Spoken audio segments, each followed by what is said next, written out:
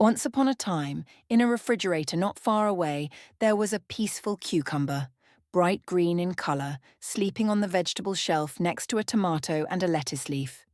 She loved the quiet, and the coldness of the refrigerator was the best thing in her life. One day, the refrigerator door opened, and a human hand entered. Oh, look who came in. Suddenly, she saw with her own eyes someone taking one of her relatives, cutting him up and putting him in a yogurt tub. In an instant, everything changed.